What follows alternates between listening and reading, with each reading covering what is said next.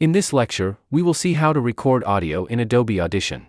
Adobe Audition is now open on my screen, and it looks like a complex interface. It is not as complex as it is looking now. It will become easy as we progress through the course. You can see a tiny record button to start the recording process. But before that, you have to make sure the correct microphone is selected for recording. Go to Adobe Audition settings to check your current microphone. You will find it inside the audio hardware. The main configuration here will be the default input dropdown. My microphone is connected through the Scarlett 2i2 audio interface. For me, the desired mic is already selected. If I need to change the microphone for recording, I will select it from the dropdown. Selecting another mic will show a warning message about channel mapping. Channel mapping can be important if you are using a mixer. For a simple audio interface or microphone, Audition automatically maps this. Click on Yes, and you do not need to worry about it. Audition will take care. I will change it back to the Scarlett 2i2. If your audio interface or mic does not appear in the list after connecting to your computer, close Adobe Audition and open it again. Default output is not important during recording, because I will not use live monitoring of the audio during recording. Live monitoring means you listen to the audio as you record. We will listen to it after recording. The default output will be the playback device when we listen. All other options can be as it is now by default. You need to focus mainly on checking if the correct mic is selected. If yes, you can move on to the next step. If you remember the channel mapping warning, that option is here. Audition does the mapping automatically, so you do not need to worry about this. I am just showing you that the option is here. If you are using a mixer, you may be interested in channel mapping. With a microphone or audio interface, we do not need to do anything here. I will click OK and move on to the next step. The next step will be to check the input level. You can see a level meter here. You can check if you have set the gain properly. A good input level means your audio can be processed easily later, and you will get top quality audio. If you watch this video on YouTube, you can pre-order this course at half price from this Buy Me a Coffee page. The course will be released on September 19th, and the price will be doubled on release. You will be able to produce high-quality audio after completing this course. You do not need to buy Adobe Audition to complete this course. You can do it with the free trial, and if you see you are getting the desired result, you can buy Adobe Audition. A bad input level will limit your ability to get great audio. Double-click inside this area and start talking to the microphone as you would talk during recording. The best level is to be inside this yellow zone. This meter has a maximum value of 0, and all other values are negative. If your talks stay between -18 to -6, that will give good enough audio data for post-processing. If your talks always stay below -18, you run the risk of being too close to the noise floor. Then when you increase the loudness in post-processing, your noise will also become quite loud to be noticeable. If your talk always stays above -6, you run the risk of clipping or distortion. When the audio signal goes beyond -6, it becomes red or too hot. That should be avoided during recording. If your audio is distorted or clipped during recording, it may become impossible to recover. If I summarize, always stay between -18 to -6 during recording to avoid complications in post-processing. It would make the editing a lot easier. What should you do if you cannot reach this level? You have to check if you are talking to the correct side of the microphone, and if the distance from the mic to the mouth is okay. You may also need to check the volume knob in the mic or in the audio interface.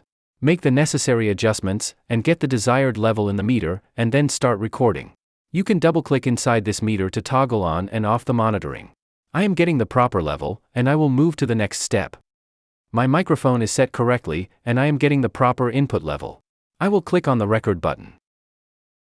You have to set some configurations for the audio file. You should use the default configuration for sample rate, channel, and bit depth. It is the ideal configuration for voice recording. To keep things simple, you should follow it. 32-bit float in the bit depth is important for the editing process. I will explain it later. You can give a file name if you wish. It is not mandatory, but to better recognize the recording you can give a name. I will give it Demo Recording 1. After clicking OK, the recording will start. I will let you listen to the original recording. Before taking this course, you must be wondering why you should learn Adobe Audition. The answer depends on what you are trying to achieve and what is your current situation. Adobe Audition is the most popular software for voice editing. It has all the necessary features to make professional grade audio. If you are into professional voiceover or audiobook narration, your final audio has to be top quality. Adobe Audition can help you to achieve that easily. You may be very new to audio editing, or you may have some experience with free software like Audacity.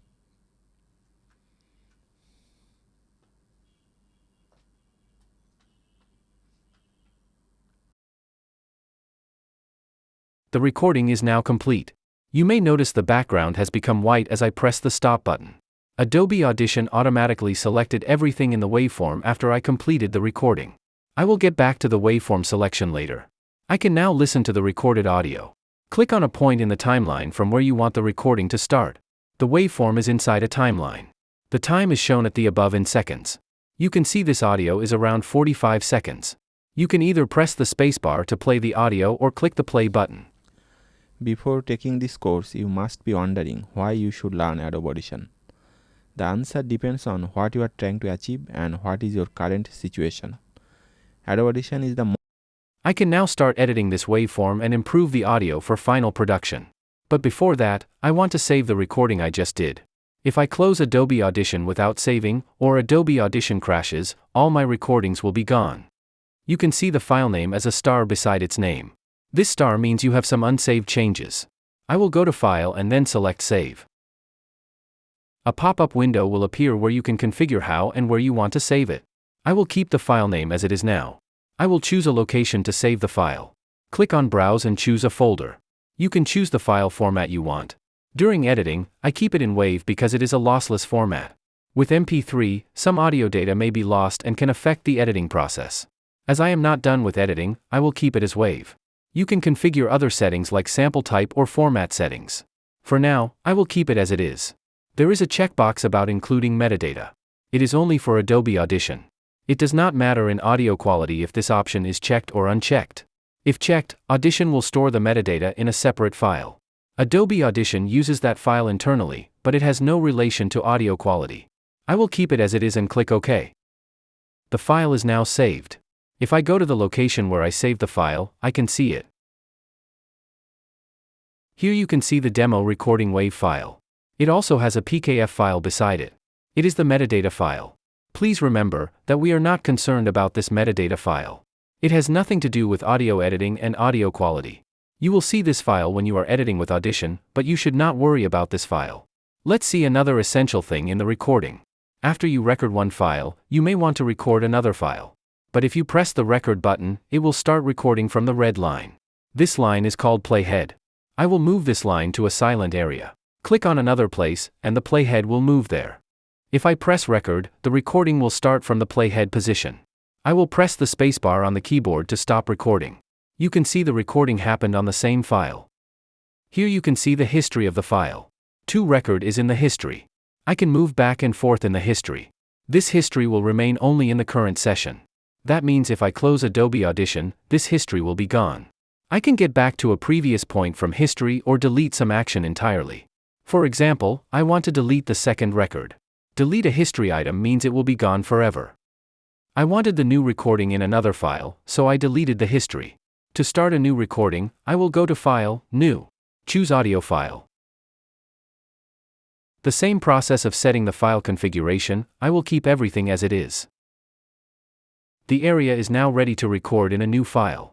You can move back and forth between the files from the file browser. The currently selected file will be in the blue color name. I can double-click in the new file and record some audio. The audio recording process is the same. I have to click on the red record button. You can see the waveform in the timeline as I record. I will fast forward the recording clip. I have recorded something on the new file. In the file browser, you can see the star on the new Untitled 2 file, but not on the demo recording one. Because demo recording one is already saved and there are no new changes on that file. While I am inside the new recording Untitled 2, I can save the file. We have already seen the file save process, so I am not explaining it again in detail. If I go to the location, I can see two WAV files. One for demo recording 1 and the other for Untitled 2. I think now you have a good idea of the recording process. Please practice recording a couple of files before proceeding to the next lecture. If you are watching this video on YouTube, you can pre-order this course at half price from this Buy Me a Coffee page. The course will be released on September 19th, and the price will be doubled on release. You will be able to produce high-quality audio after completing this course. You do not need to buy Adobe Audition to complete this course. You can do it with the free trial, and if you see you are getting the desired result, you can buy Adobe Audition.